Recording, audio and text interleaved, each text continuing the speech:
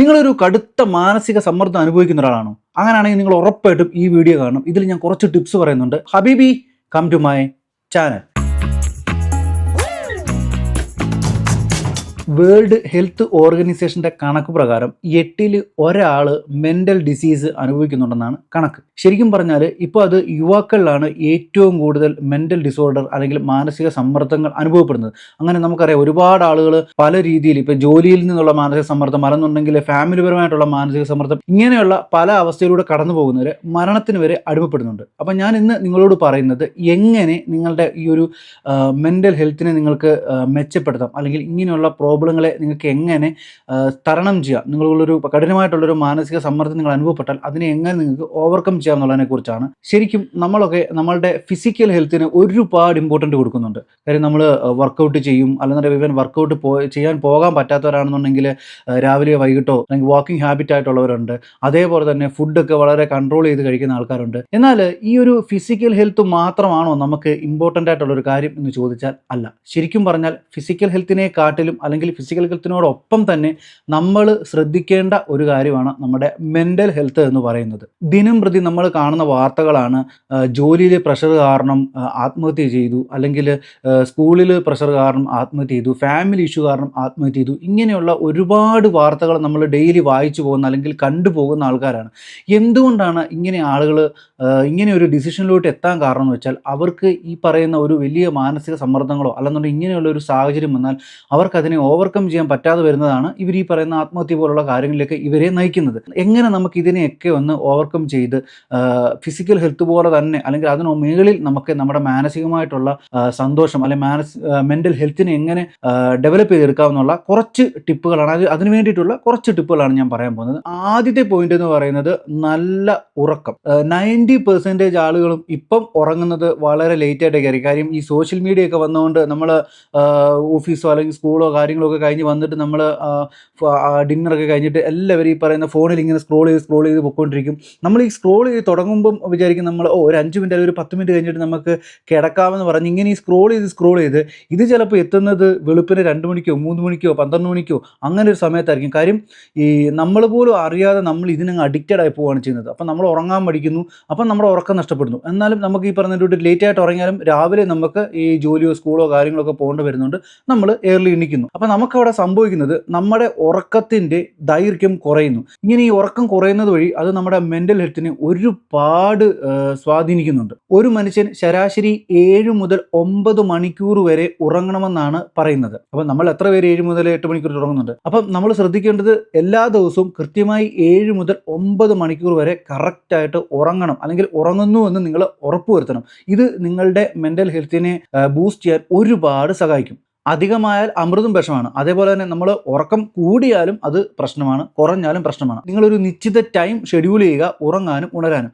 പിന്നെ ഈ നല്ലൊരു ഉറക്കം, അതായത് ഡീപ്പായിട്ടുള്ളൊരു ഉറക്കം കിട്ടുന്നത് വഴി നിങ്ങൾക്ക് നിങ്ങളുടെ ഈ പറയുന്ന ആ ഒരു ദിവസത്തെ നിങ്ങളുടെ സ്ട്രെസ്സും നിങ്ങളുടെ ടെൻഷനും നിങ്ങളുടെ ബുദ്ധിമുട്ടുകളും കാര്യങ്ങളും എല്ലാം നിങ്ങൾക്ക് ഈ ഒരു ഡീപ്പ് സ്ലീപ്പ് കിട്ടുന്നത് വഴി നിങ്ങൾക്ക് റെഡ്യൂസ് ചെയ്ത് അടുത്ത ദിവസം നിങ്ങൾക്ക് വളരെ ഉന്മേഷത്തോടെ വളരെ ഹാപ്പി ആയിട്ട് എണ്ണിക്കാൻ സാധിക്കുന്നുള്ളതാണ്. രണ്ടാമത്തെ പോയിന്റ് ശാരീരിക വ്യായാമം അല്ലെങ്കിൽ ഫിസിക്കൽ ഹെൽത്ത് എന്ന് പറയും. ഇപ്പോൾ നിങ്ങൾക്ക് ഡെയിലി ജിമ്മിൽ പോകാനോ അല്ലെങ്കിൽ അങ്ങനെയുള്ള കാര്യങ്ങളൊന്നും പറ്റാത്ത ഒരാളാണെന്നുണ്ടെങ്കിൽ നിങ്ങൾ മിനിമം ഒരു 15 മിനിറ്റ് അല്ലെങ്കിൽ 20 മിനിറ്റെങ്കിലും നിങ്ങൾ ഒന്ന് നടക്കുക അല്ലെങ്കിൽ ജോഗിങ്ങിന് പോവുക. ഇപ്പോൾ അല്ലെന്നുണ്ടെങ്കിൽ നിങ്ങളൊരു സ്പോർട്സിലൊക്കെ നിങ്ങൾക്ക് താല്പര്യമുള്ള ഒരാളാണെങ്കിൽ നിങ്ങൾക്ക് ഇഷ്ടമുള്ള സ്പോർട്സ്, ഇപ്പോൾ ലൈക്ക് ഒരു ഫുട്ബോൾ ആകാം, ക്രിക്കറ്റ് ആകാം, ബാഡ്മിൻ്റൺ ആകാം, അത് ഏതും ആയിക്കോട്ടെ, ഇങ്ങനെയുള്ള സ്പോർട്സ് ഐറ്റംസ് ഒക്കെ നിങ്ങൾ കളിക്കാൻ പോകുന്ന വഴി നിങ്ങളുടെ ഫിസിക്കൽ ഹെൽത്തിനെയും നിങ്ങൾക്ക് ഡെവലപ്പ് ചെയ്യാൻ പറ്റും. അതേപോലൊപ്പം തന്നെ നിങ്ങൾക്ക് അതിനകത്ത് ഒരു മാനസികമായിട്ടുള്ള ഒരു സാറ്റിസ്ഫാക്ഷൻ, ഒരു സന്തോഷം കിട്ടും. ഇത് നിങ്ങളുടെ മെൻ്റൽ ഹെൽത്തിനെ മെച്ചപ്പെടുത്താനെ കൊണ്ട് സഹായിക്കും. ഇനി മൂന്നാമത്തെ പോയിന്റ് ആരോഗ്യകരമായ ഭക്ഷണം കഴിക്കുക എന്നുള്ളതാണ്. നിങ്ങൾ എത്ര പേര് ഒരു ദിവസം 1 ലിറ്റർ വെള്ളത്തിൽ കൂടുതൽ കുടിക്കുന്നുണ്ട്? അങ്ങനെ ചോദിച്ചു കഴിഞ്ഞാൽ പലർക്കും ഉത്തരവില്ലാതാവും. നമ്മളൊരു ഭൂരിപക്ഷം ആളുകളും ഈ വെള്ളം കുടി എന്ന് പറയുന്നത് വളരെ കുറവായിരിക്കും. പ്രത്യേകിച്ച് ഈ ഓഫീസ് വർക്കൊക്കെ ചെയ്യുന്നവരാണെന്നുണ്ടെങ്കിൽ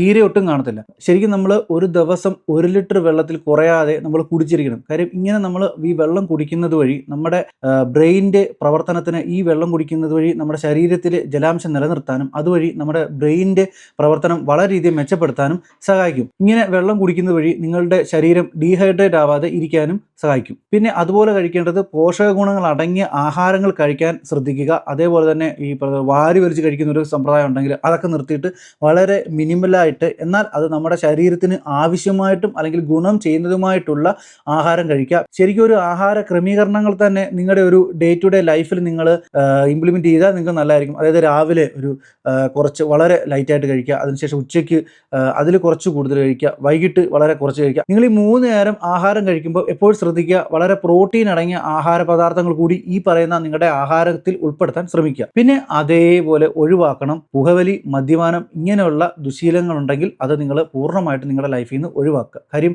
നിങ്ങൾക്ക് എന്തെങ്കിലും ഒരു ടെൻഷനോ കാര്യങ്ങളോ വരുമ്പം നിങ്ങൾ അതിൽ നിന്ന് ഓവർകം ചെയ്യാൻ വേണ്ടി ഈ പുകവലി ഹാബിറ്റ് ഉള്ളവർ പുകവലിക്കും, അല്ലെങ്കിൽ മദ്യപാന ഹാബിറ്റ് ഉള്ളവർ അതിൻ്റെ പുറകെ പോകും. നിങ്ങൾ വിചാരിക്കും ഇങ്ങനെ പുകവലിക്കുന്നു അല്ല മദ്യപിക്കുമ്പോൾ വഴി നിങ്ങൾക്ക് നിങ്ങളുടെ സ്ട്രെസ്സൊക്കെ കുറയ്ക്കാൻ പറ്റും, നിങ്ങൾക്ക് ഹാപ്പി ആകാൻ പറ്റും. ശരിക്കും പറഞ്ഞാൽ അത് വളരെ തെറ്റായിട്ടുള്ള ധാരണയാണ്. നിങ്ങൾ ഇങ്ങനെ ഈ പറയുന്ന ബാഡ് ഹാബിറ്റിലോട്ട് പോകുമ്പം നിങ്ങൾക്ക് സംഭവിക്കുന്നത് നിങ്ങൾ ഇതിന് അഡിക്റ്റഡ് ആയിട്ട് മാറുക ചെയ്യുന്നത്. അപ്പോൾ നിങ്ങൾക്ക് എന്തൊരു ടെൻഷനോ എന്തൊരു മാനസികമായിട്ടൊരു പ്രശ്നം വന്നാലും നിങ്ങൾക്ക് ഈ പറയുന്ന ലഹരി വസ്തുക്കൾ ഇല്ലാതെ നിങ്ങൾക്ക് ആ ഒരു സിറ്റുവേഷനെ ഓവർകം ചെയ്യാൻ പറ്റാത്തൊരു സാഹചര്യം വരും. അങ്ങനെ വരുമ്പോഴാണ് നിങ്ങൾ അതിന് അഡിക്റ്റഡ് ആയി മാറുന്നത്. അപ്പോൾ മാക്സിമം നിങ്ങൾക്കൊരു ബുദ്ധിമുട്ടോ കാര്യങ്ങളോ വരുമ്പോൾ അല്ലെങ്കിൽ നിങ്ങൾക്കൊരു മാനസികമായിട്ടുള്ളൊരു സംഘർഷം നിങ്ങൾ നേരിടുമ്പം ഒരിക്കലും നിങ്ങൾ ഈ പറയുന്ന ലഹരി പദാർത്ഥങ്ങളെ നിങ്ങൾ ആശ്രയിക്കാൻ പോകാതെ നിങ്ങൾ തന്നെ നിങ്ങളെ ഈ പറയുന്ന മാനസിക സമ്മർദ്ദത്തിൽ നിന്ന് മാറ്റിയെടുക്കാൻ ശ്രമിക്കുക.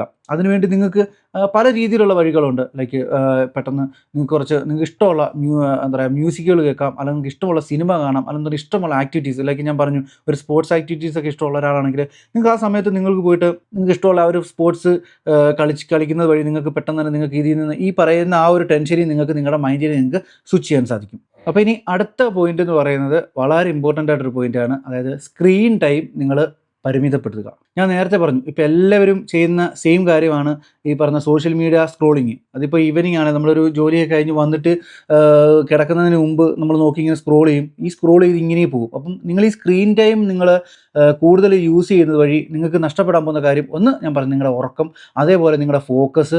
ഇങ്ങനെ നിങ്ങൾ ഈ സോഷ്യൽ മീഡിയയിലുള്ള ആളുകൾ വഴി നിങ്ങളുടെ താരതമ്യപ്പെടുന്ന വഴി നിങ്ങളിലുള്ള ഒരു സെൽഫ് കോൺഫിഡൻസ് നിങ്ങൾക്ക് നഷ്ടപ്പെടുന്നു. സോ അപ്പോൾ അതുകൊണ്ട് തന്നെ ഈ സ്ക്രീൻ ടൈം കുറയ്ക്കാൻ നിങ്ങൾ ഇടയ്ക്കിടയ്ക്ക് ഈ സോഷ്യൽ മീഡിയ പ്ലാറ്റ്ഫോമുകളിൽ നിന്നോ അതെന്ന് ഈ ഡിജിറ്റൽ മീഡിയകളിൽ നിന്നും ഒക്കെ നിങ്ങളൊരു ബ്രേക്ക് എടുക്കുന്നത് വളരെ നല്ലതായിരിക്കും. അടുത്ത പോയിന്റ് എന്ന് പറയുന്നത് സോഷ്യൽ ലൈഫ്. നമ്മളെല്ലാവരും ഒരു വലിയൊരു സൊസൈറ്റിയിലാണ് ജീവിക്കുന്നത്. അപ്പം നമ്മൾ മാക്സിമം ഈ പറയുന്ന സോഷ്യലായിട്ടുള്ള ആളുകളുമായിട്ട് ബന്ധങ്ങൾ സ്ഥാപിക്കുക, സുഹൃത്ത് ബന്ധങ്ങൾ ഉണ്ടാക്കുക. മാത്രമല്ല നിങ്ങൾ ഈ സോഷ്യൽ ബന്ധം നിങ്ങൾ ക്രിയേറ്റ് ചെയ്യുമ്പോൾ നിങ്ങൾ ശ്രദ്ധിക്കേണ്ട കാര്യം, വളരെ പോസിറ്റീവായിട്ട് നിങ്ങൾക്ക് ഒപ്പം നിൽക്കുന്ന ആളുകളുമായിട്ട് മാക്സിമം നിങ്ങൾ നിരന്തരമായിട്ട് നിങ്ങൾ കോൺവെർസേഷൻ ചെയ്യാൻ ശ്രമിക്കുക. കാര്യം അങ്ങനെ ചെയ്യുന്നത് വഴി നിങ്ങൾക്ക് ഈ പറയുന്നൊരു പോസിറ്റീവ് ആളുമായിട്ട് നിങ്ങൾ സംസാരിക്കുമ്പം അവരുടെ തോട്ടും അവരുടെ ചിന്തയും അവർ പറയുന്ന എല്ലാം വളരെ പോസിറ്റീവായിട്ടുള്ള കാര്യങ്ങളായിരിക്കും. അപ്പം നിങ്ങൾ ഈ അവരുടെ കൂടെ ഇങ്ങനെ നിങ്ങൾ സമയം സ്പെൻഡ് ചെയ്യുന്ന വഴി നിങ്ങൾക്ക് അവർ പറയുന്ന പോസിറ്റീവ് അംശങ്ങൾ നിങ്ങളുടെ ഉള്ളിൽ നിങ്ങൾക്ക് ഉൾക്കൊള്ളാൻ പറ്റും. അങ്ങനെ നിങ്ങളുടെ ഉള്ളിൽ എന്തെങ്കിലുമൊക്കെ ഈ നെഗറ്റീവായിട്ടുള്ള തോട്ടോ കാര്യങ്ങളോ ഒക്കെ ഓവറായിട്ട് നിങ്ങളിങ്ങനെ നമ്മൾ നെഗറ്റീവ് ചെയ്തിങ്ങനെ അല്ലെങ്കിൽ ചിന്തിച്ച് കൂട്ടുന്ന ഒരാളാണെങ്കിൽ അപ്പോൾ ഇങ്ങനെ നമ്മുടെ മനസ്സിലുള്ള നെഗറ്റീവ് തോട്ടുകളൊക്കെ നമുക്ക് സ്വിച്ച് ചെയ്തിട്ട് പോസിറ്റീവ് നമുക്ക് അവിടെ പ്ലേസ് ചെയ്യാൻ പറ്റും. അടുത്ത പോയിന്റ് എന്ന് പറയുന്നത് സ്ട്രെസ് ഓവർകം ആണ്. അതായത് നിങ്ങൾ നേരിടുന്ന ഒരു സ്ട്രെസ്സിനെ നിങ്ങൾക്ക് എങ്ങനെ ഓവർകം ചെയ്യാമെന്നുള്ളതാണ് നിങ്ങൾ ആദ്യം ചെയ്യേണ്ടത്.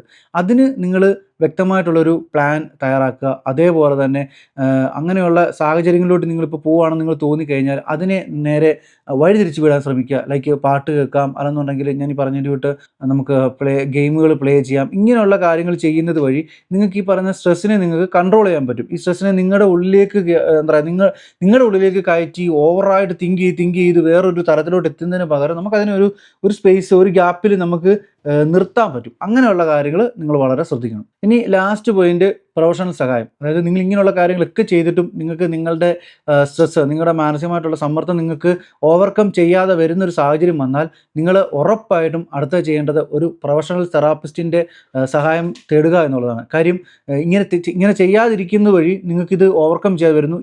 അന്നേരമാണ് ഈ പറയുന്ന സ്ട്രോക്ക് അല്ലെന്നുണ്ടെങ്കിൽ ഈ സൂയിസൈഡ് ടെൻഡൻസി ഇങ്ങനെയുള്ള കാര്യങ്ങളിലേക്ക് പോകുന്നത്. അപ്പം ഇങ്ങനൊരു സാഹചര്യം വരുന്നതിന് മുമ്പ് തന്നെ നിങ്ങളൊരു പ്രൊഫഷണൽ തെറാപ്പിസ്റ്റിൻ്റെ സഹായം നിങ്ങൾ തേടണം. അങ്ങനെ നിങ്ങളൊരു പ്രൊഫഷണലിസ്റ്റിൻ്റെ സഹായം തേടുന്നത് വഴി അവരുടെ നിരന്തരമായിട്ടുള്ള കൗൺസിലിങ്ങിലൂടെയും പല തെറാപ്പികളിലൂടെയും നിങ്ങൾക്ക് ഈ പറയുന്ന നിങ്ങളുടെ സ്ട്രെസ്സിനെ ഓവർകം ചെയ്ത് നിങ്ങൾക്ക് നിങ്ങളുടെ നോർമൽ ലൈഫിലേക്ക് വരാൻ സാധിക്കും. സോ അപ്പോൾ ഇതൊക്കെയാണ് മെൻ്റൽ ഹെൽത്ത് ഇമ്പ്രൂവ് ചെയ്യാനുള്ള ചില പൊടിക്കൈകൾ. അപ്പം നിങ്ങളുടെ അഭിപ്രായങ്ങൾ നിങ്ങൾക്ക് കമൻറ്റ് ബോക്സിൽ പറയാം. ഇനി നിങ്ങൾക്ക് എന്തെങ്കിലും പോയിന്റുകൾ ആഡ് ചെയ്യാനുണ്ടെങ്കിൽ അതും നിങ്ങൾക്ക് കമൻറ്റ് ബോക്സിൽ പറയാം. സബ്സ്ക്രൈബ് ചെയ്യാൻ മറക്കരുത്, ബെൽ ബട്ടൺ അമർത്തുക, ഫോളോ ചെയ്യുക. അപ്പോൾ അടുത്ത വീഡിയോ കാണാം. അതുവരേക്കും മാസലാം.